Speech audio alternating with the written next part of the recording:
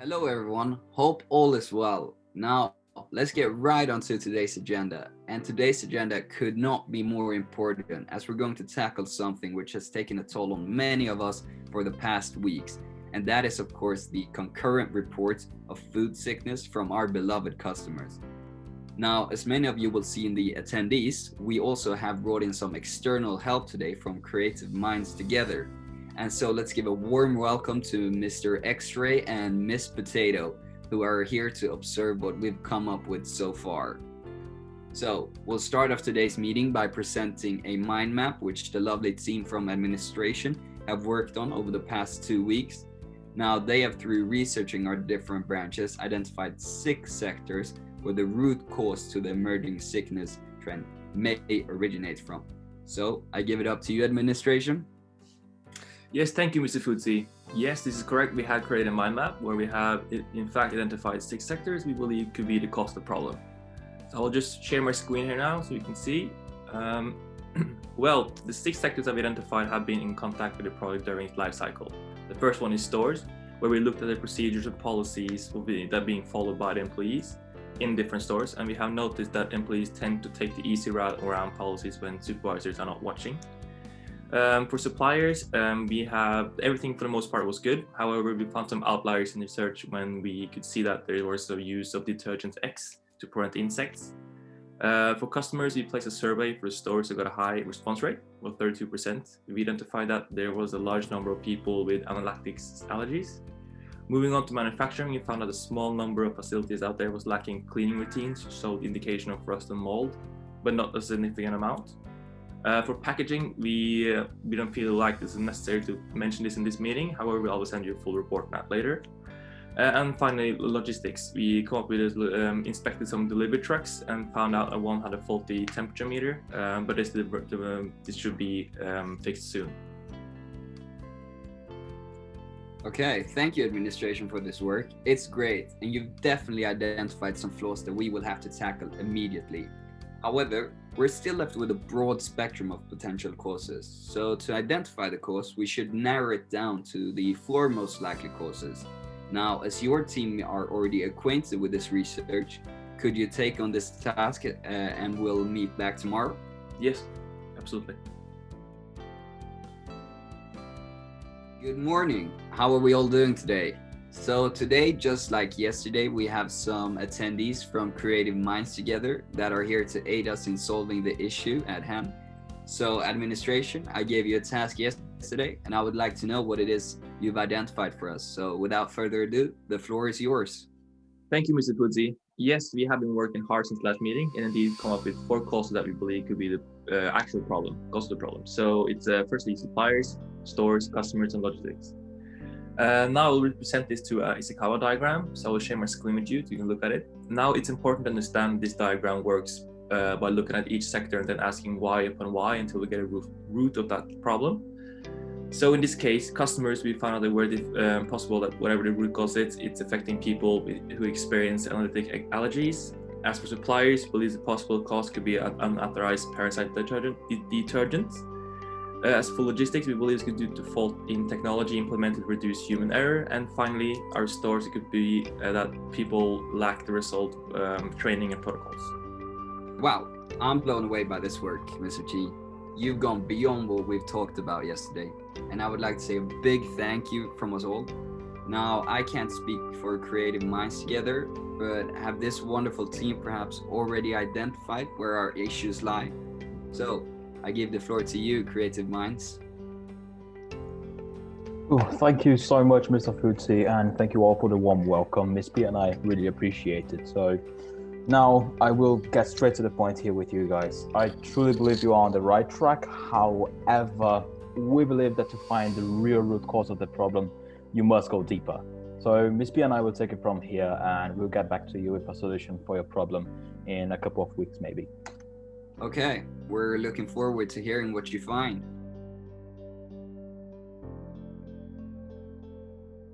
Hi everyone, good to see you again. So after our last meeting, we have reviewed all the information that you provided us with, and we have now applied a few creative problem-solving techniques to identify a solution to your problem. Mr. X will now walk you through the first parts of our process. Thank you. So first of all, based on the issue car diagram that you presented to us, we were able to combine some of these aspects into true root cause analysis. So based on the analysis that we did on the logistics and stores, so the one that you can see on the right-hand side here of the screen, we found that some of the grocery stores that you supply to may not have the sufficient HR procedures in place, which results in the employees not handling the products correctly. And this would be regarding storage and temperature and that sort of thing. So even though this would be more up to the grocery stores to make the changes, you can still look over the root cause analysis and the means analysis that we created on your own time later and then show it to them. But for now, let's focus on what you can actually do. So on the other side of the spectrum, we have identified the root cause in relation to the raw materials of the product. So firstly, we found that one of the ingredients was not fit for usage. And based on that, we asked why that could be. And the answer was that one of the ingredients was contaminated with salmonella. And we discovered that because the levels of salmonella contamination in the black pepper specifically were higher than legally allowed. And after investigating the reason why that was happening, we found that the harvesters of the black pepper were not being hygienical at all because they were not wearing gloves, and they also tend to collect black grain pepper from the ground. And after doing a further investigation and talking to some of the employees, we concluded that the root cause of this problem with salmonella was that the harvesters had no proper training and that they worked under no supervision. So now that we identified the root cause, we then created a few how might we questions and came up with a root countermeasure, which is basically to train the employees to be both more hygienical as well as to have the supervisors on the harvest fields at all times.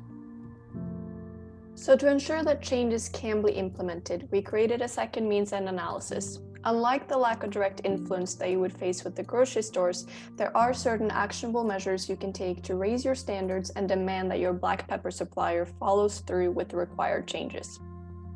In order for your supplier to establish more hygienical harvest procedures, they should focus on two objectives, which are to provide sufficient or additional training to harvesters, as well as to implement supervisors who can perform quality checks of the harvests.